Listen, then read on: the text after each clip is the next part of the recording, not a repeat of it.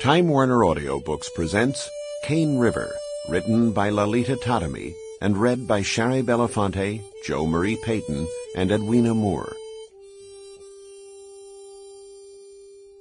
Cane River is a real place, a 19-mile-long narrow stretch of lush farmland along both sides of the river of the same name. Both the river and the remote community still exist today, situated almost exactly in the middle of the state of Louisiana. In the early and mid-1800s, when Cane River was in its heyday, the complex, close-knit, hierarchical society of Creole French planters, free people of color, and slaves lived side by side and coexisted in convoluted and sometimes non-stereotypical ways. French was the primary language then, regardless of color or class.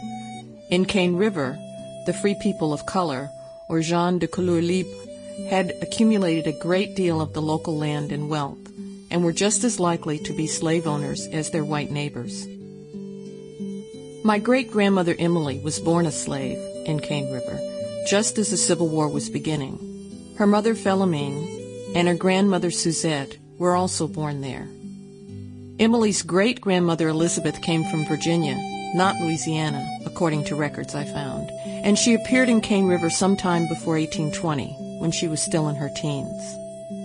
A few years ago, after a long search, I found the bill of sale of my great-great-great-great-grandmother Elisabeth.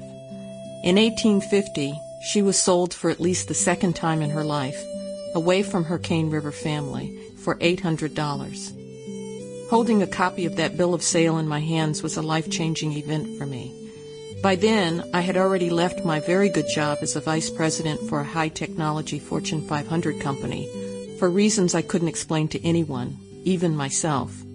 And I was spending a majority of my time poring over old records and making research trips back to Louisiana from my home in California. I had spent almost 2 years obsessively researching my family tree. After finding that bill of sale, what started as an absorbing and interesting project to chart my family's lineage suddenly became even more personal, in ways I could not have anticipated. Looking backwards, my writing of Cane River seems inevitable, but at the beginning, I had no intentions of writing a book. But the more I dug, and the more facts I uncovered, the more the women of Cane River began to speak to me, one at a time. I had been toying with the idea of putting something down on paper. Sample complete. Ready to continue?